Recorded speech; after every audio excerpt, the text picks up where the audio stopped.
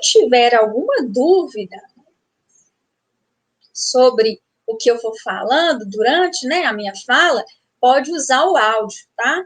Eu não consigo ver o chat aqui enquanto eu apresento, mas você pode me interromper pelo áudio que eu respondo. Combinado? Beleza, professora. Então, vamos lá. Ok. Poluição ambiental. Essa aula vai ficar lá no AVA, tá? Para vocês assistirem depois. Se tiverem alguma dúvida também, pode me chamar no balãozinho. Então, vamos começar. Então, a nossa aula de hoje é poluição ambiental. Existem vários tipos de poluição, tá bom? Hoje, nós vamos dar o enfoque a 3 tipos de poluição, que é as poluições mais comuns do ar, do solo e da água. Mas não existe só essas 3, tá? Por exemplo, existe poluição sonora, né? Poluição só ruídos, é um tipo de poluição. Mas nós vamos enfocar hoje nesses 3 tipos aqui. Antes de começar a falar aí sobre a poluição aqui, primeiro nós vamos falar do ar, vamos entender aqui o que é poluição, tá? Poluição, pessoal, é um tipo de alteração ambiental provocada pelo homem, tá? Que vai causar ali naquele ambiente um desequilíbrio. Um desequilíbrio que eu falo no sentido de que a natureza, gente, ela é perfeita, sabe? As chuvas, os gases que existem na atmosfera, os elementos, nutrientes do solo, é tudo muito perfeito, né? Então, nós temos os nutrientes que alimentam as plantas, que fazem elas crescerem, que disponibilizam oxigênio na atmosfera. As águas dos mananciais, há uma evaporação, essa evaporação forma nuvens, essas nuvens provocam chuvas, tudo é muito interligado e existe na natureza um equilíbrio, né? Quando o homem, ele vai lá e interfere, seja no solo, na qualidade da água, quando o homem, por exemplo, tem um rio a céu aberto, o homem vai lá e canaliza o rio. O homem provocou ali uma intervenção na natureza, que, claro, que vai provocar ali um desequilíbrio naquele ambiente, né? Então, vai ali reduzir a umidade do ar, vai, né, provocar uma série de alterações ali, que quando causa danos, né, para os seres vivos, para o homem, para a natureza, aí a gente chama de poluição, tá bom? Então, poluição são alterações provocadas pelo homem que causam danos ao habitat, aos seres humanos, aos seres, né, aos animais, às plantas. Essas interferências, elas são danosas. Então, nós temos aqui, ó, poluição do ar, da água e do solo. Vamos começar aqui pela poluição do ar, né? O que pode provocar a poluição do ar? Então, nós temos uma atmosfera, né, que existem os gases, né, os gases que existem na atmosfera, eles são oriundos de processos naturais, estou falando sem intervenção do homem, né? Então, nós temos ali a decomposição de um animal, gera metano, né, que é o gás de cozinha, por exemplo, na atmosfera, né? Uma queimada gera CO2 na atmosfera, e assim por diante. Nós temos um conjunto de gases que existem ali em equilíbrio na atmosfera. Daí, o que acontece? O homem, ele começa a interferir nessa dinâmica natural que existe na atmosfera. Como que ele vai fazer isso? E quando que isso começa? Isso começa, pessoal, lá principalmente, tá? Lá na Revolução Industrial, lá em 1760, quando o homem começa ali a Revolução Industrial, e aí ele vai utilizando fontes energéticas, ele vai queimando carvão mineral, depois ele usa o petróleo, então ele começa a interferir muito na emissão de gases para além do que era natural. E isso vai começar ali a provocar poluição. Então, desde a Revolução Industrial, o homem vem desestabilizando a nossa atmosfera. Hoje, praticamente, nós temos ali poluição atmosférica provocada pelas centrais termoelétricas. Nós temos, no Brasil, hoje, predomina ali energia renovável a partir de hidrelétricas, o uso das renováveis. Mas existe uma parte da energia elétrica que nós utilizamos que vem de termoelétricas. O que é uma termoelétrica? Gente, pensa o seguinte, um grande caldeirão de água, e existe uma fonte de calor que está aquecendo essa água. Essa fonte pode ser óleo, pode ser, né, o petróleo, o gás, pode ser o carvão mineral. E quando a gente queima esse carvão, esse óleo, esse gás, nós estamos emitindo CO2 para a atmosfera. Mas acontece que ele é necessário para produzir energia, porque esse material ali que está sendo queimado irá aquecer a água, e essa água num sistema fechado, tá? Igual uma panela de pressão. Essa água vai começar a aquecer, e dentro desse sistema nós temos ali um mecanismo, né, que faz uma válvula ali girar e vai captar essa energia que tá girando ali. Tipo, sabe aquele pino da panela de pressão? Isso ali é um movimento, está gerando uma força. E essa força dentro do sistema de termoelétrica é captada. E aí, essa força, ela pode ser, essa energia, né, ela pode ser utilizada para acender uma luz, para fazer um ventilador funcionar, né, ou carregar um celular, e aí ela é utilizada de forma geral.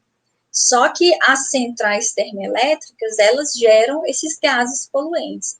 As fábricas também, né, as fábricas, elas utilizam essas fontes energéticas para produzir materiais, e outros. O meio de transporte também, hoje nós temos que os meios de transporte são os que mais poluem, os que mais emitem CO2 na atmosfera, né? Então, os meios de transporte são um grande poluidor atmosférico também. Incêndios nos países subdesenvolvidos, pessoal, é um erro a gente pensar que países pobres não poluem, né? É claro que nós não temos indústrias como os países desenvolvidos, é fato. Mas isso não quer dizer que a gente não polui a atmosfera. Os países subdesenvolvidos, os países pobres, eles vão poluir a atmosfera através de queimadas, né? Queimadas, vai lá, toca fogo na floresta, no cerrado, na Amazônia, limpa a área, né? Só que essa queimada, ela gera CO2 na atmosfera. Além disso, nos países subdesenvolvidos, ainda é muito comum o uso de lenha para aquecimento domiciliar, né? Acender um fogo de um fogão ali.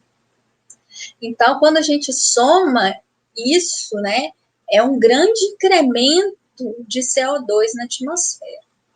Outra forma de poluição também da atmosfera são os resíduos em aterro sanitário. Quando nós imagina, gente, uma cidade do tamanho de Belo Horizonte, né? Todo o lixo dessa cidade, ela vai para um aterro, é muito lixo, gente, vocês não têm noção, é toneladas e toneladas diariamente. Esse lixo, ele vai para um aterro, ele é aterrado, só que esse lixo, ele tem um processo de decomposição. Essa decomposição do lixo, ela é formada a partir de gás, libera um gás, que é o metano, né? E o metano, ele é um poluente na atmosfera, então você está incrementando um gás que polui a atmosfera, e nós temos também a liberação de chorume, né? O chorume nós vamos falar mais para frente, ele contamina o solo, né? E aí esse chorume ele pode chegar em águas subterrâneas, depois ele pode chegar em águas superficiais, ele pode ali eliminar peixes, porque ele é tóxico. Então, nós temos esses tipos ali de poluição da atmosfera. Qual que é a consequência, assim, mais direta para a nossa vida, né? A gente fala de poluição de ar, o tempo todo nós falamos aqui das fontes de poluição, mas como que a gente sente isso no dia a dia, né? Nós sentimos isso através de um aquecimento maior da atmosfera, principalmente em centros urbanos, tá? Lá no centro da cidade de Belo Horizonte, nós temos muitos prédios, a cidade é verticalizada, né? E aí nós temos uma ilha de calor, porque esses gases que são liberados na atmosfera, eles têm o papel, eles desempenham um papel de quê? De segurar radiação solar. Porque, gente, olha aqui,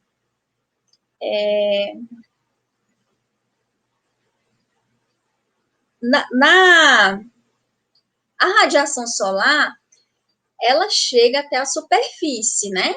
Só que essa superfície, ela vai aquecer, tá? Com essa radiação. Só que a superfície, ela não vai aquecer indeterminadamente até pegar fogo. Não é assim que acontece. Essa superfície, ela absorve um pouco de calor, mas chega um momento que ela começa a reirradiar calor de volta para a atmosfera, né?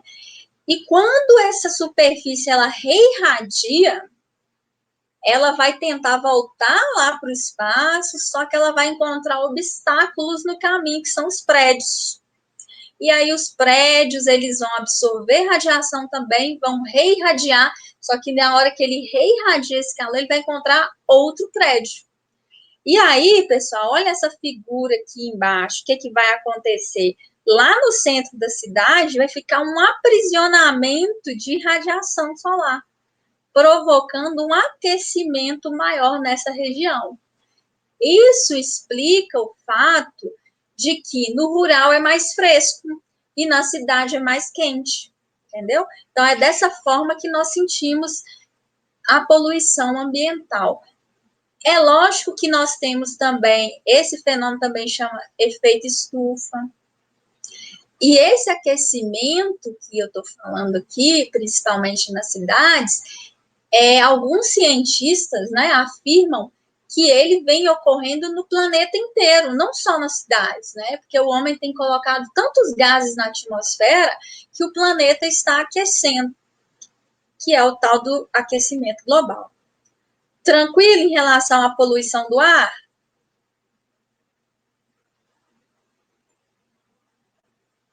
Sim. Ok. Vamos falar agora da poluição da água, né? Nós temos aqui, pessoal, olha que triste essa imagem, né? Nós temos moradias irregulares nas margens de rios, né? E provavelmente aqui o esgoto que essas moradias produzem está caindo nesse rio. Então, nós temos aqui 3 tipos de poluentes que vai cair no rio.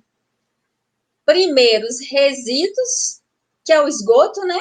Que é os dejetos humanos e animais, fezes e urinas, vão cair aqui dentro dessa água, provocando um tipo de poluição. Além disso, nós temos as áreas rurais. Nós temos um país que tem o setor primário, a agricultura muito desenvolvido, né? E essa agricultura, ela funciona utilizando ali agrotóxicos, inseticidas, pesticidas, que quando chove, vai parar nos rios. E nós temos também a poluição por meio da indústria. Sabe esse rio que passa aí dentro do colégio? No bairro São Francisco, existe indústrias de tecido. Eles tingem o tecido. Tem indústrias aí, ali naquela região que fazem isso. E para onde que vai o excesso de água que eles usam para tingir? Para dentro do córrego Engenho Nogueira, que é o que passa ali dentro do colégio. Então, gente, tem horas que o rio fica azul, tem horas que o rio fica laranjado, fica verde, entendeu? De onde que vem essa poluição? Da indústria, que está jogando a água direto no rio.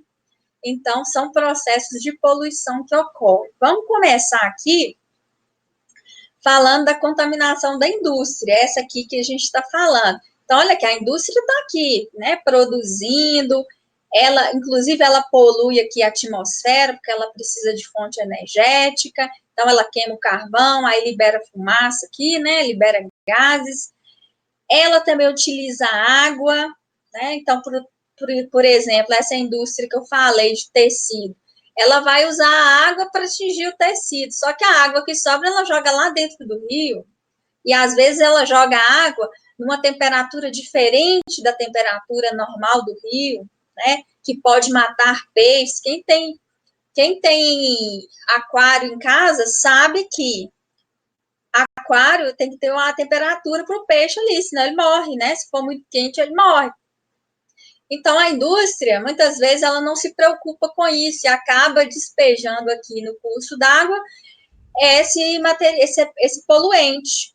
Além disso, ela pode poluir através de óleo, né? Então, ela utiliza ali, sei lá, para limpeza de suas máquinas. E onde que ela coloca esse óleo? Às vezes, ela não preocupa com o óleo. Aí, ela vai colocar num recipiente, e esse recipiente, às vezes, ele está vazando, aí vai poluir o solo, vai chegar até lá no lençol freático, né? E logo vai atingir os rios e os peixes. A contaminação através da agricultura, né? Gente, hoje no Brasil, a atividade que mais utiliza água é a agricultura, né? E a agricultura, como eu falei com vocês, utiliza muitos pesticidas, inseticidas para evitar a proliferação de pragas. E aí, o que acontece? Como nós utilizamos muito agrotóxico, gente, o Brasil é um dos países que mais utiliza agrotóxicos no mundo. Tem agrotóxicos que são proibidos no mundo inteiro, mas aqui no Brasil é permitido, né? Que são extremamente tóxicos. E nós utilizamos aqui nas nossas culturas de soja, de milho, de trigo.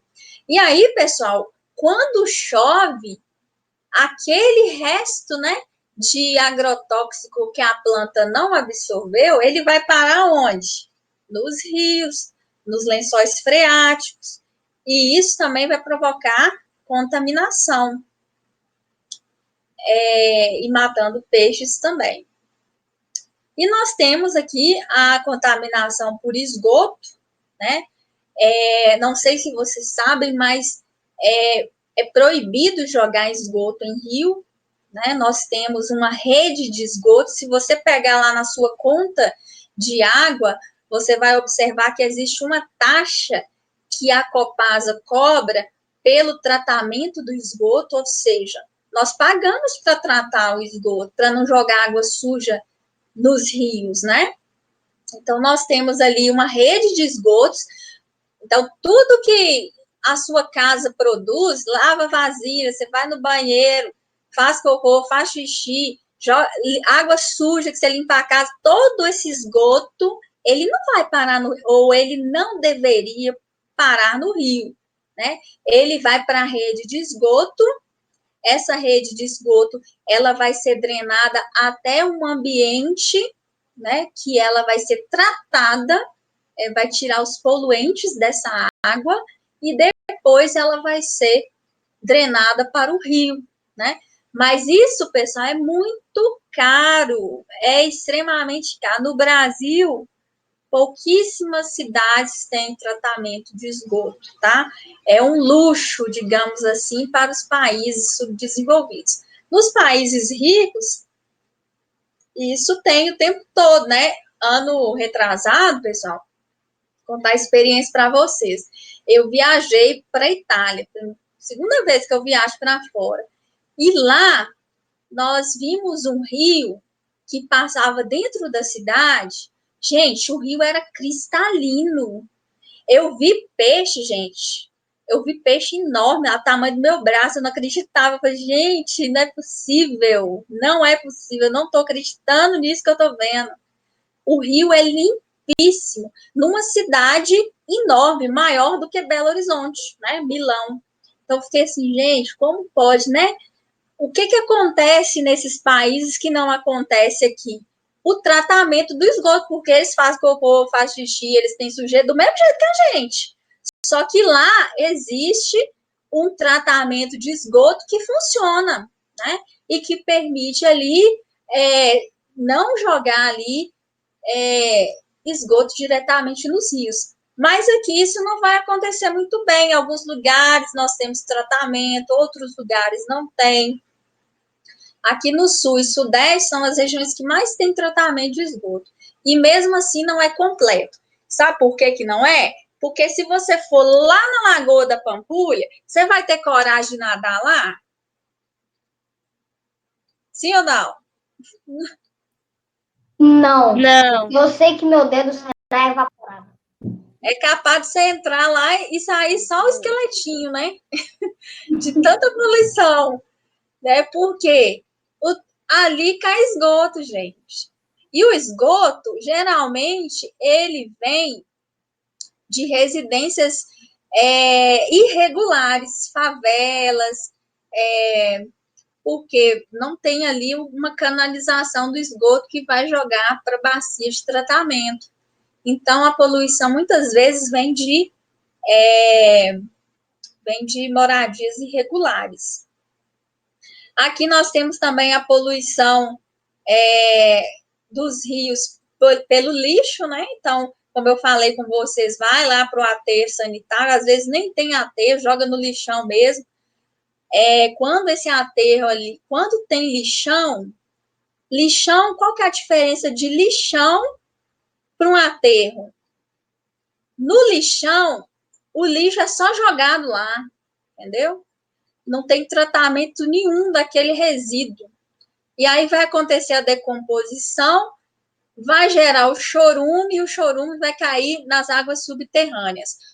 Quando nós temos o aterro sanitário, lá no solo, lá embaixo, existe uma manta que é impermeável, né? O chorume ele vai cair ali, só que dali ele vai ser drenado para um outro recipiente, não vai cair nas águas subterrâneas. Né? No Brasil, até 2010, era permitido ter lixão. Hoje em dia é proibido. Toda cidade tem que ter um aterro sanitário. É claro que isso não existe assim plenamente, né, gente? No Brasil as coisas acontecem paulatinamente, devagar. Aqui, ó, nós temos uma consequência, tá, da poluição da água. Chama eutrofização. Vocês já viram isso em algum lugar? Não. Nunca viu água verdinha? Já sim. Eu já. Eu acho. Eu já vi. Lá na Lagoa da Pampulha, muitas vezes no inverno acontece isso aqui, ó. Eu nunca vi. E alguém sabe me dizer por que isso acontece? E vocês acham que... Por causa dos esgotos que caem nos rios? Sim, mas olha, tá tudo verdinho, né? O fato de ser verdinho... Criação de algas. Isso. O fato de ter algas, ser verdinho assim, é positivo ou negativo para os mananciais? Negativo. É negativo, viu, gente? Ele tira o oxigênio da água. Isso, muito bem. Você brilhou. Por quê? O que acontece? Apesar de ser verdinho, é planta, é alga, não quer dizer que isso é saudável para o rio, né? E isso aqui acontece, gente, porque nós temos um despejamento urbano aqui de esgoto, Então, nós vamos ter aqui o despejo de esgoto, com certeza está caindo aqui fezes, matéria orgânica nesses rios. E a matéria orgânica, pessoal, quem gosta de matéria orgânica? Bactérias. Solo. Plantas, né? As plantas adoram matéria orgânica, é tanto, né? Que não sei se sua mãe tem plantinha em casa, mas ela compra lá uma terrinha que é rica em matéria orgânica, né? Fezes de vaca é matéria orgânica. Então, nós temos fezes, pessoal, na verdade, o que? Matéria orgânica. Quando a matéria orgânica ela cai nos rios, vai ali favorecer o crescimento de algas. E alga é uma planta, né?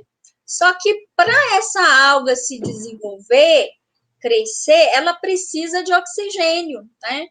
Então, ela vai tirar, olha, lá no rio tem oxigênio dissolvido na água, tá? Apesar de ser água, né?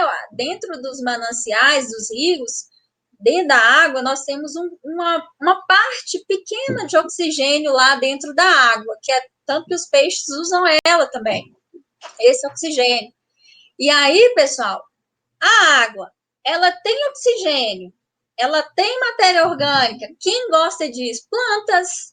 Aí vai começar a nascer algas. Só que quando essas algas elas começam a nascer, elas retiram da água todo o oxigênio para que elas possam se desenvolver. E quem não vai gostar disso? Os peixes. E aí, o que vai acontecer com os peixes? Morrer. Vai tudo morrer, né? Então, nós temos aqui esse processo que eu expliquei, chama eutrofização. É um fenômeno que ocorre devido à grande quantidade de nutrientes, de matéria orgânica nos mananciais, rios, lagos. E isso pode ocorrer principalmente por fatores humanos, né? Esgoto. Quando cai também resíduos de agrotóxico, adubos químicos, né? Então, fertilizantes. A agricultura utiliza muito fertilizante. Fertilizante tem nutriente, fósforo, potássio. Então, existe uma série de nutrientes ali naqueles adubos que, quando chove, vai cair na água. E daí vai proliferar as algas, e daí nós temos também surgimento de algas e a morte lenta do rio, né? Então, nós temos essas consequências aí. Quando essas bactérias ali vão transformar a matéria orgânica em nutrientes para a planta, né? Nós temos ali a liberação de um cheiro ruim, de um odor. Já perceberam quando o rio fede, quando o cheiro não é bom? Significa que ali está acontecendo uma proliferação de algas através da transformação da matéria orgânica em nutrientes. Quem faz isso são bactérias, e essas bactérias liberam esse cheiro ruim. E daí não pode pescar no local, não pode tomar banho nesse local, o cheiro vai ser ruim, vai ter plantas, não vai ter peixe, então vai ter uma série de consequências negativas. Outros fatores que podem prejudicar os rios também, pessoal, o desmatamento. Alguém sabe me explicar como que o desmatamento, você tirar a vegetação, pode afetar a qualidade, a saúde de um rio? A vegetação que fica perto dos rios, ela ajuda a proteger o rio. Ela protege os rios no sentido de que ela impede a entrada. Se você tira a vegetação, o solo vai ficar exposto, não é? O solo exposto vai chover e essa chuva vai desagregar o solo e essa chuva vai levar esse solo para dentro do rio. Assoreamento. Isso, chama assoreamento, né? Que é negativo também, que vai ali provocar a morte lenta do rio, né? Então, nós temos aí esses fatores que provocam aí a poluição dos rios. Agora, vamos pensar nas soluções. O que a gente pode fazer para melhorar a qualidade do rio? Não precisa nem falar, nem pensar muito, né? Primeiro, vamos melhorar regularizar as moradias para que elas tenham esgoto, né, esgotamento sanitário, para que seus dejetos não caiam nos rios. Então, primeiro, nós temos que ter esgotamento sanitário para todo mundo. Gente, pensando aqui nessa questão do esgotamento, se melhora o esgotamento sanitário, melhora a saúde? Sim. Gente, dá um exemplo para vocês. Sim. Na Índia, não tem esgotamento sanitário. A doença que mais mata na Índia, você sabe qual que é? Verminose. Hã? Verminose. Isso. Em outras palavras aqui, ó, diarreia, né? As pessoas morrem porque pisa lá, toma banho no rio contaminado, pega um verme lá, esse verme vai provocar ali disenteria e a pessoa vai morrer de disenteria. É um absurdo, por quê? Porque existem tecnologias, né, baratas, fáceis, de fácil acesso, mas que lá, por ser um país muito desigual, não tem para todo mundo. Então, quando você melhora o esgotamento sanitário, você melhora também a saúde pública. Quando os governos investem em esgoto sanitário, ele está investindo, na verdade, em saúde, porque muitas pessoas, milhares de pessoas, vão deixar de ir no hospital por causa de verme, entendeu?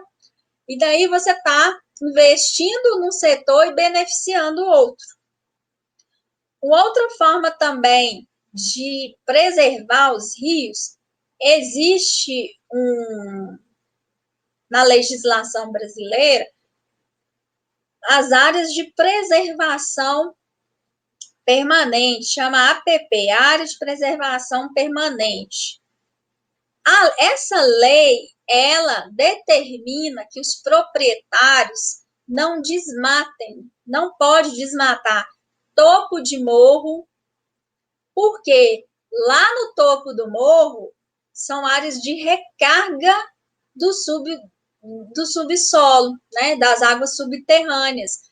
A água cai lá no topo, tem vegetação, ótimo, porque essas plantas vão facilitar a infiltração da água que vai chegar lá no lençol freático e vai chegar nas águas subterrâneas. E são essas águas que abastecem os rios continuadamente. Se você tira a vegetação de topo de morro, a água vai até chegar no rio, mas ela não fica o tempo todo, né? Ela não fica o tempo todo abastecendo esse rio.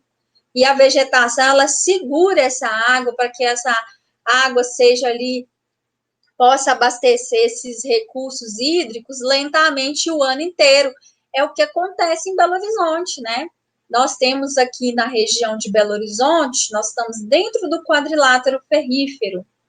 Existe vegetação ali em cima nas áreas rurais, né, que eu tô falando, certo? Cipó, jaboticatubas, caeté, nós temos uma vegetação e embaixo nós temos uma rocha que segura a água e ela vai liberar essa água lentamente para os rios. Por isso que os rios de Belo Horizonte não secam, né? Porque eles são constantemente abastecidos por esse sistema. Então, topo de morro, muito importante, não pode desmatar. Área de encosta aqui, ó, tá vendo? O talude, né, na encosta aqui, nós temos também uma área importante, porque se você tira essa vegetação, o solo aqui vai descer. Quem segura o solo é a vegetação, né? Por isso que muitas vezes, né, lá no bairro Buritis tem muito isso, porque lá é muito íngreme. Muitas vezes lá não tem vegetação, acontece deslizamento de terra. Além disso, as matas ciliares são importantes. As matas ciliares vão impedir a entrada de sedimentos dentro do rio, impedindo o seu assoreamento, né? As nascentes têm que ser preservadas também. Imagina cair sedimento dentro da nascente, que tristeza, né? Ela tem que ser preservada também. Então, tudo isso que nós falamos aqui, ó, ajuda a preservar os recursos hídricos. Olha aqui o tratamento de esgoto. Se você nunca viu, é dessa forma. Então, nós temos aqui as cidades, né, no esquema. A cidade aqui, ela vai liberar os dejetos, o esgoto. Esse esgoto, ele vai ser canalizado, ele não vai correr para o rio diretamente. Ele é canalizado, ele cai numa bacia de tratamento, que são essas bacias aqui da imagem do lado, tá vendo? Então, essas bacias aqui, ó, elas vão separar os sedimentos, se tiver plástico, ela vai retirar, depois ela cai numa outra bacia, né? Então, ela vai colocar produtos químicos aqui para limpar essa água, e ela vai passar por vários processos aqui até ela ficar limpinha e cair no rio novamente. Deveria ser assim e funcionar 100%, né? Como funciona lá na Itália, nos países desenvolvidos. Mas nós ainda estamos engatinhando nesse processo. No Brasil, gente, o tratamento de água ainda é muito incipiente, é muito pouco ainda. Alguém tem alguma dúvida em relação à poluição do ar e da água?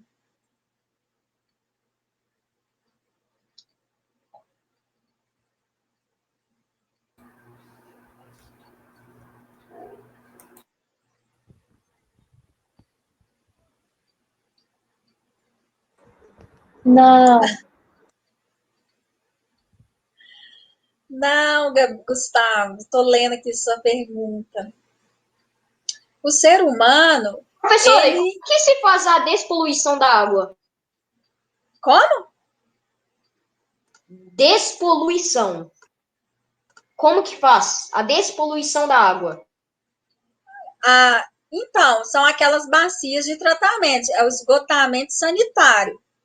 Ele acontece dessa forma do esquema, do último esquema aqui que eu mostrei. Então, os resíduos, né? Eles são drenados, o esgoto ele é drenado através de uma rede de esgoto. Aqui, ó. Ele vai cair em bacias, várias bacias, igual na imagem aqui na foto do lado. Olha aqui o tanto de bacia, tá vendo?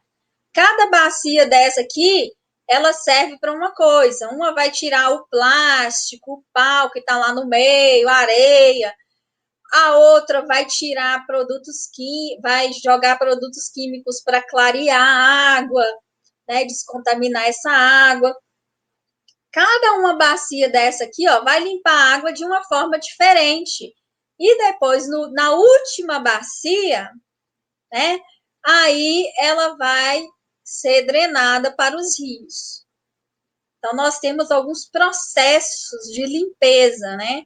Então, uma hora vai tirar os resíduos sólidos, depois vai tirar contaminantes, depois vai tirar parasitas que causam doenças nos humanos e nos animais. Então, cada bacia dessa vai ter uma função diferente antes da água voltar para o rio, entendeu? Cloro, isso. Sim. Sim. Sim. Você fala o filtro da casa da gente? Existe lá o filtro da casa da gente. ele vai ali tirar pode segurar alguns parasitas, ele pode segurar algum material em suspensão, mas, gente, a água da Copasa, por incrível que pareça, tá? Eu fiz uma disciplina ano retrasado na UFMG, lá na engenharia ambiental, e eu não sabia disso. Para mim, tinha que filtrar água, tinha que ferver o tempo inteiro, tinha que estar preocupado. É claro que é legal você ter um filtro, mas a água que chega da nossa casa, que chega na nossa casa, pessoal, ela é limpíssima. Ela é livre de contaminantes, de parasitas, de material em suspensão. O filtro é só mais uma garantia para que a água esteja limpa, mas a nossa água, ela tem uma qualidade muito boa, inclusive nós somos premiados na ONU em termos de qualidade de água, né? Isso nos centros urbanos, viu, gente? Porque nas áreas rurais não existe Copasa, não, tá? Nos centros urbanos a água chega limpa, né? Ela passa por processos químicos que vão limpar ela.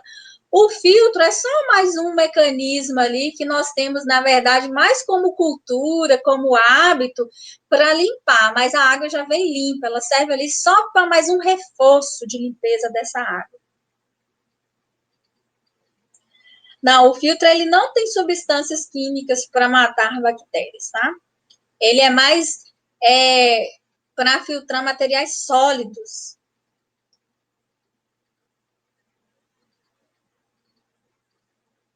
Então, às vezes a gente usa o filtro, mas porque o encanamento, né? Às vezes ele não está limpo, ele não está tendo manutenção, a caixa d'água pode estar suja. É mais pelo transporte da água até a nossa casa, e não a água em si, entendeu? Eu não concordo que nós somos um parasita, Gustavo, porque o ser humano, ele é um animal, assim como os outros, né? Nós temos essa racionalidade, nós usamos o meio ambiente para satisfazer as nossas necessidades, mas nós estamos em processo de aprendizagem para melhor manusear os recursos naturais, né? Então, por exemplo, em países desenvolvidos, que já alcançou um nível ali de desenvolvimento muito mais avançado, já não polui os rios, já não tem essa necessidade de poluir os rios, porque eles entenderam que os rios limpos promovem melhoria da qualidade ambiental, social, às vezes até em termos econômicos. Então, já existem lugares no mundo que estão caminhando ali para um processo para entender que qualidade ambiental é qualidade para o ser humano. Agora, a maior parte do mundo ainda não entendeu isso, né? Principalmente por causa da economia. A economia sobrepõe ali a saúde ambiental, por exemplo. Mas eu acredito, tá?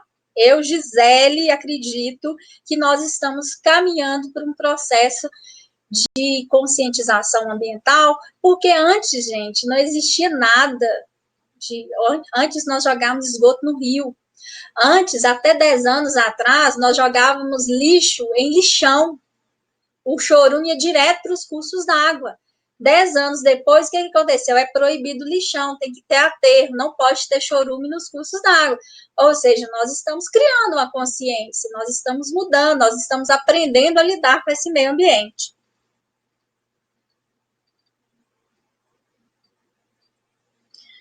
O lixo retirado da água vai para os aterros sanitários.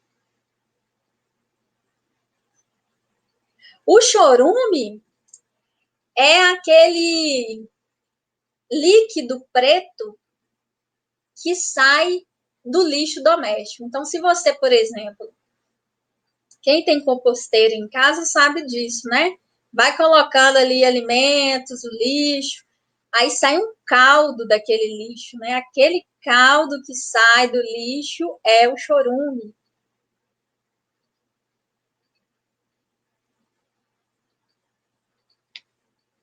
Vamos continuar aqui, que ainda nós temos que falar sobre a poluição dos solos. E aí a gente tira mais dúvidas, tranquilo?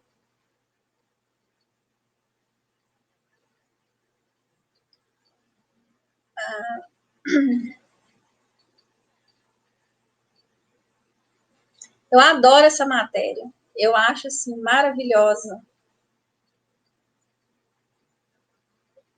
Porque a gente entende onde que o ser humano está errando e é só compreendendo os nossos erros, né? Que ninguém é perfeito, o ser humano não é perfeito, que a gente pode melhorar. Vamos aqui para a poluição do solo, né? O que é a poluição? Primeiro, o que é o solo, né? O solo é o resultado da decomposição, degradação da rocha, tá? Se você perfurar o solo, você vai chegar numa rocha, né? Essa rocha pode estar a 100 metros de profundidade, essa rocha pode estar a 50 metros, pode estar exposta, mas o que está em cima da rocha é o que a gente chama de solo. Ela é constituída ali de sedimentos, né, de areia, partículas, né, maiores, outras menores. E esse material que se forma em cima da rocha, ele ali existem minerais, existe ali matéria orgânica, porque quando um animal morre em cima desse solo, ele é decomposto e os nutrientes do corpo desse animal vai ser agregado a esse solo, trazendo fertilidade, porque matéria orgânica é bom para a planta, né? Traz fertilidade. Além disso, lá no solo existe ar, existe uma certa quantidade de ar. A verdade, gente, é que o solo é essencial para a vida no planeta. Por quê? Através do solo, nós plantamos o alimento, né? O alimento só é possível, né, ser cultivado através dos solos, e esses solos produzem toneladas de alimentos que vai abastecer a toda a sociedade, né? Só que muitas vezes, nós não utilizamos esse solo de forma adequada, né? Nós iremos provocar uma série de poluição ali, o uso incorreto, o uso não adequado, que não vai ser bom para o solo e vai trazer danos, né? Vai trazer ali, inclusive, a morte desse solo. Né? Quando o solo não nasce nada nele, o homem pode fazer o que quiser que não nasce nada nele, esse solo está morto, né? Esse solo está sem potencial ali. Então, nós temos aqui os solos, eles são poluídos, eles são degradados pelas atividades humanas. Alguém sabe me dizer como que a urbanização ela promove essa degradação do solo? Porque hoje, gente, mais de 80% da população brasileira vive em cidades. Como que as cidades, o meio urbano, pode degradar o solo? Alguém sabe me responder?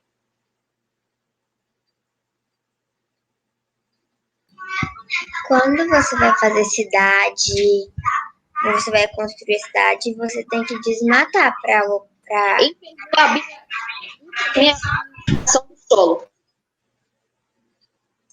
Além de desmatar, o que mais? Quando as pessoas colocam asfalto, ele evita a infiltração da água. Isso. Existe uma palavrinha na geografia que a gente fala que esse processo ali, né, quando a gente asfalta o solo, chama impermeabilização do solo. O solo se torna impermeável. E aí ele vai ser compactado, não vai chegar água nele, então ele acaba acontecendo ali uma degradação por meio da urbanização. E isso traz consequências, tá, gente? Inclusive, nesse projeto que eu fiz com meus alunos lá do ensino médio,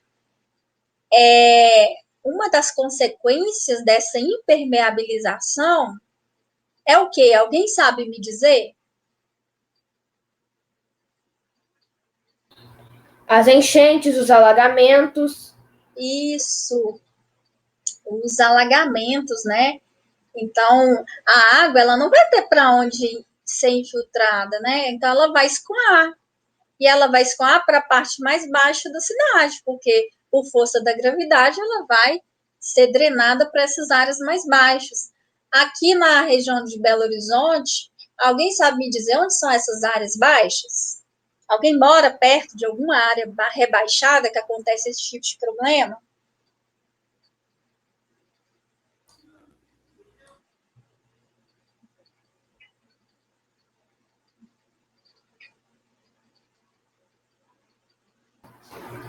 Avenida Vilarinho. Avenida Vilarinho. Nós temos a região aqui. Teresa Cristina. Tereza Cristina. Cristiano Machado. Cristiano Machado. Eu moro aqui. Bernardo Vasconcelos. Gente, vira um rio, né? Sabe essa região ali da Vilarinhos, do Minas Shopping? Eu moro aqui no bairro União, perto dessa região. Sabe o que acontece ali? Nós temos a confluência, ou seja, rios que se encontram, 4 rios que se encontram ali naquela região. A gente não vê o rio, né? Porque tá tudo encanado, tá tudo lá embaixo, né? Só que ali, né, existe 4 rios se encontrando. Agora você pensa, uma cidade que é impermeabilizada, toda a água está drenando para aquele lugar. E daí, com certeza, vai ter problemas, né? Que são os alagamentos. Isso é um problema não só de Belo Horizonte, tá? Isso é um problema de várias capitais, porque as nossas cidades, elas não foram muito bem planejadas. Então, isso vai ocorrer com mais frequência. Além disso, nós temos a extração de recursos naturais. Uma mineradora, ela retira muito minérios, né? E para chegar no minério, ela precisa de revirar o solo, gerando pilhas de estepe. A barragem lá que se rompeu, né? A barragem de Brumadinho, a barragem lá de Marianas, são áreas não naturais, são áreas criadas pelo homem, que são as barragens, né? Que são isso aqui, ó. Então, tá aqui, isso aqui na natureza não existe. Isso aqui o homem vai tirar o minério de ferro, aquilo que não é minério de ferro, ele vai jogando aqui, ó, o caminhãozinho aqui, ó, tá jogando, vai jogando, vai jogando. E aí nós temos a formação de pilhas de estepe. Depois nós vamos falar dessas áreas recuperadas aqui, né? Além disso, nós temos os aterros sanitários, né? Os aterros não, os lixões, tá? Que o aterro sanitário é uma forma positiva de tratar o lixo. O lixão, não. Então, olha aqui, isso aqui é um lixão. O lixo só está sendo despejado aqui. Então, vai decompor aqui, vai jogar o chorume lá para o solo, que vai chegar nas águas. Vocês podem observar que muita coisa, muitos impactos ambientais que afetam as águas são os mesmos que afetam o solo, né? São integrados. Então, o que faz na agricultura, por exemplo, com os inseticidas, contamina os solos, contamina também os lençóis freáticos, os rios. Uma coisa vai puxando a outra. Então, olha aqui. No Brasil hoje, gente, o que mais degrada os solos? O que vocês acham? Qual atividade? Agricultura, pecuária, Mineração. ou urbanização? Agricultura. Agricultura? Alguém tem outro palpite? Pecuária. Minas é mineração. Vocês falaram, tudo que vocês falaram afeta o solo realmente, mas o que mais afeta os solos no Brasil é a pecuária, sabia? O que mais... Acertei. Oi? Mas por que, professora? Sabe por quê? Olha, a agricultura, ela vai sempre ocorrer no mesmo lugar. Então, vai lá, o cara planta soja, colhe a soja, recupera o solo, coloca adubo, planta soja de novo, e assim vai. Na pecuária, gente, o que acontece no Brasil? Uma pecuária extensiva, que é a forma mais barata de criar gado. E como que é essa forma? O homem vai lá, desmata o cerrado, desmata a floresta amazônica, inclusive a floresta amazônica está sendo derrubada ilegalmente para a criação de Os gado. campos. E aí, gente, o homem tira a vegetação e coloca o que em cima? Braquiária, que é a comida do gado, né? E coloca o gado lá pastando, tá? E aí, gente, o gado, ele provoca ali para o solo dois processos. Ele fica ali pastando, só que o gado é pesado, são milhares de cabeças de gado. Existe mais gado no Brasil do que gente, para vocês terem ideia, tá? Então, nós temos ali, o gado fica pisoteando o solo, fica pisoteando. Vai acontecer um processo que chama compactação do solo. Gente, o solo fica duro. E para recuperar esse solo é muito difícil, é muito caro. É mais barato o proprietário comprar uma nova terra do que recuperar a área que ele degradou. Então, no Brasil é assim que acontece. Os proprietários, eles desmatam, plantam braquiária. O gado fica pastando ali 15, 20 anos. Aquela área ali, ela fica infértil, porque o gado compactou, porque o gado é muito pesado, vai compactar o solo. Para recuperar esse solo é caro. Então, o que o proprietário vai fazer? Vou abandonar essa área e vou comprar uma nova terra. E onde que ele compra essas terras? Lá na Amazônia, que é mais barato, né? Então, provoca ali um desmatamento. Nas áreas onde foram abandonadas, está vendo aqui na imagem? Ó, tem pasto, mas aí não nasce mais nada. Só aí a água vai escoar, vai formar vossorocas. Essas vossorocas, elas vão evoluir. Olha aqui o tamanho dessa vossoroca, a ponto de não ter mais recuperação desse solo. Tá bom? Entendeu por que a pecuária é a atividade que mais degrada solo? Sim. É claro, gente, que a mineração também degrada o solo, com certeza. Só que olha o tamanho de uma área de mineradora e olha o tamanho dos pastos no Brasil. Entenderam? A mineração, ela é pontual. Já a pecuária, ela ocupa extensas áreas, gente, é muito grande. Ela ocupa, assim, praticamente em torno da Amazônia inteira tem criação de gado. E são áreas muito extensas. Agora, aqui eu trouxe algumas formas de recuperar o solo, tá? Tenho certeza que em algum momento da vida alguém já te falou sobre compostagem. Então, nós vamos aqui colocar tudo que sobra. Alguém tem composteira em casa?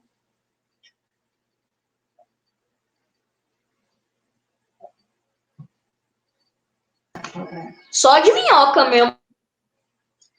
Minhoca libera matéria orgânica, né?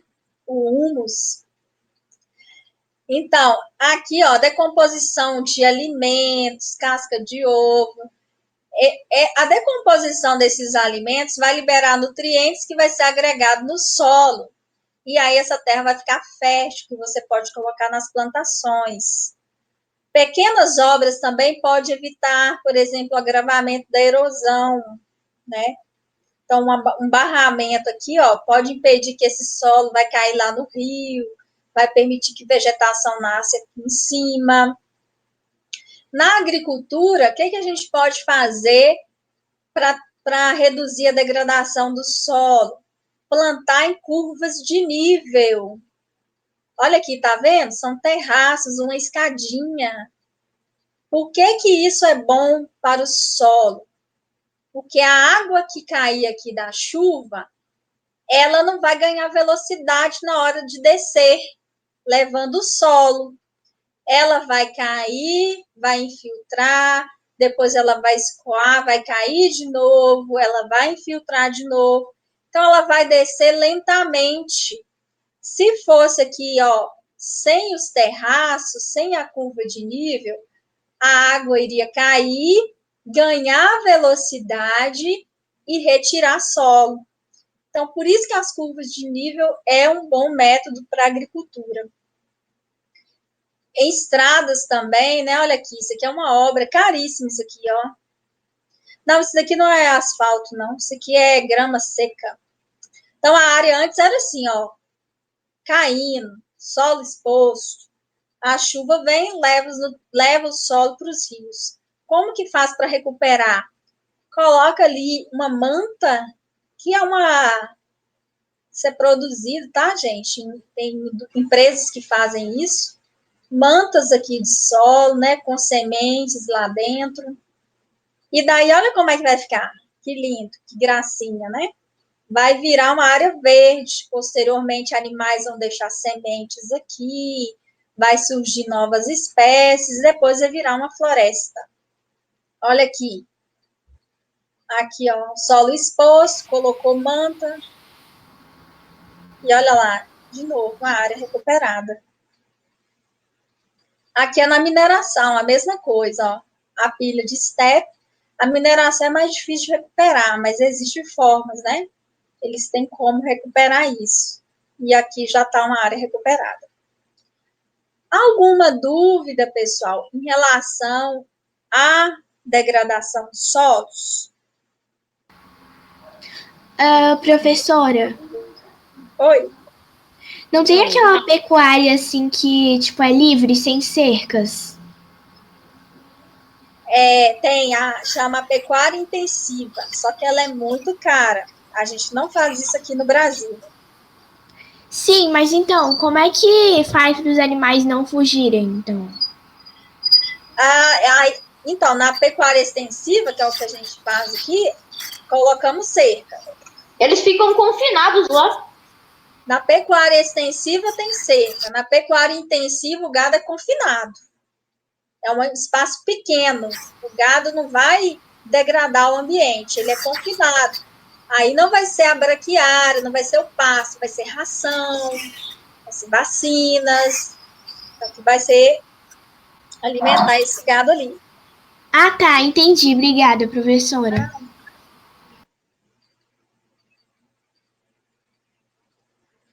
O sentido de desmatar a Amazônia, Gustavo, é para o seu uso econômico, tá?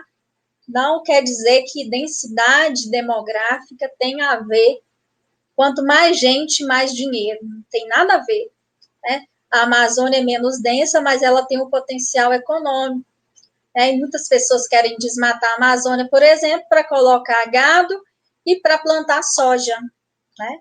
Sem observar os impactos ambientais que isso vai gerar, né? Que é o que a gente está estudando aqui. Tá bom, querido, pode ir, Lucas.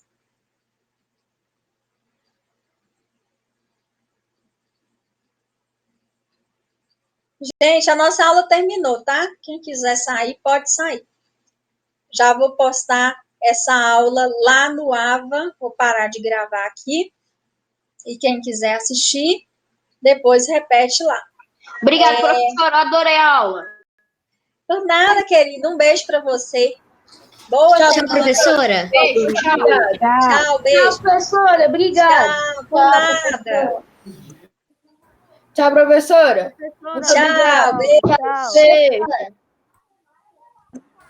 Tchau, professora. Tchau, um beijinho para vocês. Fiquem com Deus, tá? Boa prova semana que vem.